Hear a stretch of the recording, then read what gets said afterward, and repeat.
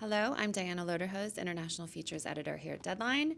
We are in the Deadline Red Sea studio today here in Jeddah for the Red Sea Film Festival.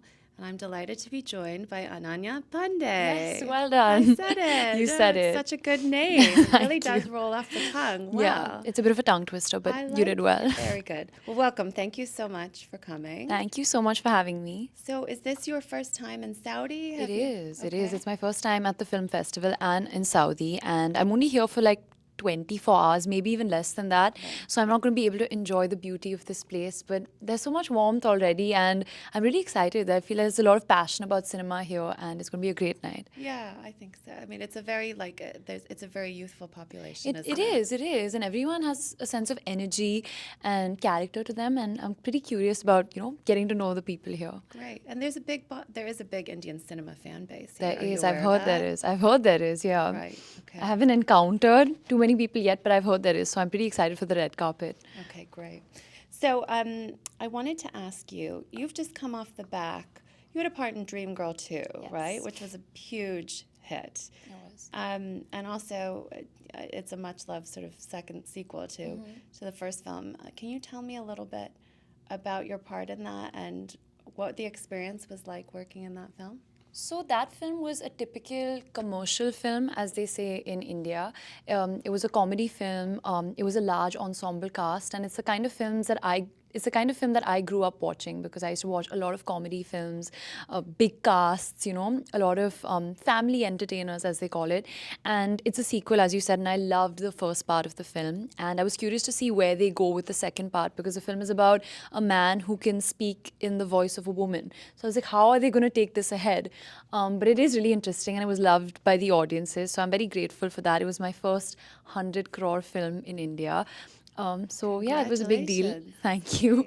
And I had a lot of fun doing it. I think as much fun as people had watching it, we had filming it because that's the thing with comedy films. And our director, Raj Chandelier, he's amazing when it comes to impromptu dialogues and improvisation. So every day on set, we used to joke that he has like a shop of jokes with him. Like, okay, if this one doesn't work, try this one. And he used to like sell these jokes to us. But it was a lot of fun, yeah. Oh, that's fantastic. And you've also got another film coming out on Netflix I do, yes. this month, right? This month, yes. Can you tell us, so I'm going to pronounce this wrong, Kogye Hum Kahan? Yes. Did I do it? You did it. You're really good. I think you'd be good at speaking in Hindi. I have a Well, feeling. I would love that. So tell me a bit about that because I haven't seen it, obviously, because it hasn't Yes.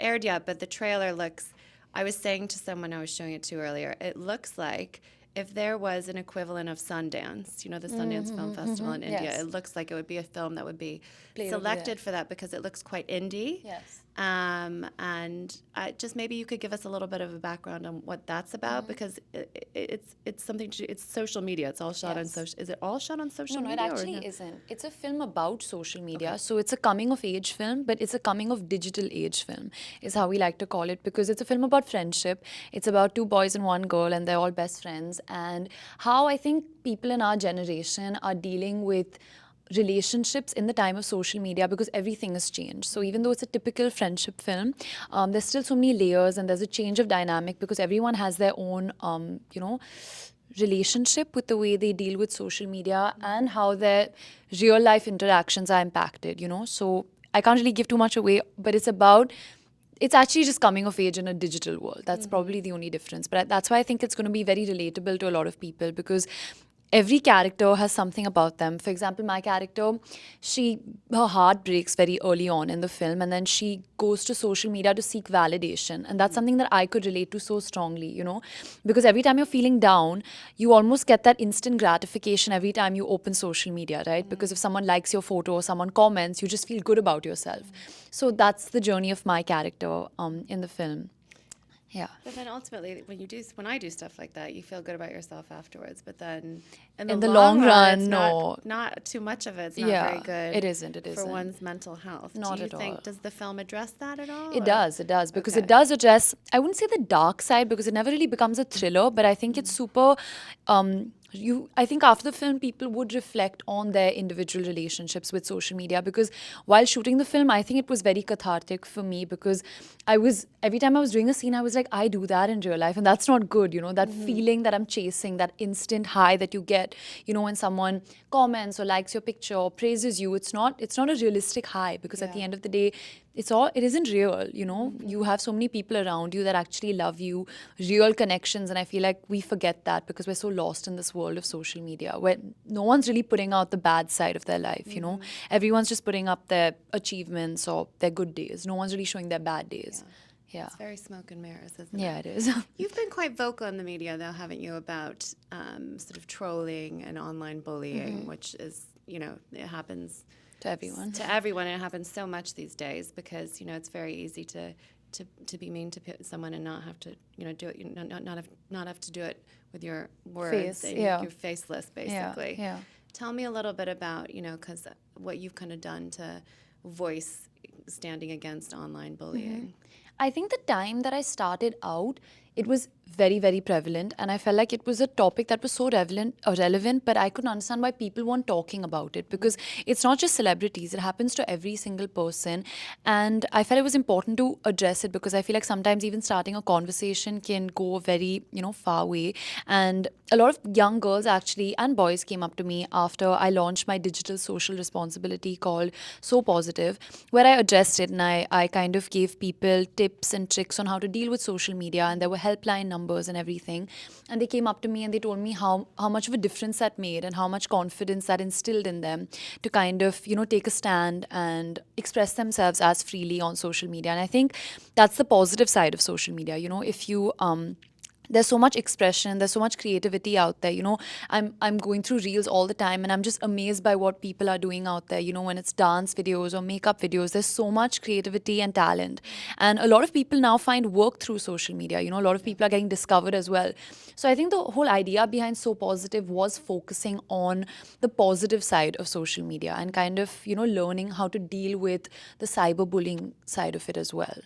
Like, for example, during COVID, I had a series where I spoke to 10 young people who were kind of doing their bit to help out. For example, someone had started, ambulances to go and help people, or someone was helping stray dogs at that time. And I felt like in a time where everyone around the world was going through, this really dark time, it was important to focus a little bit on the positive and the kind side of what people were doing.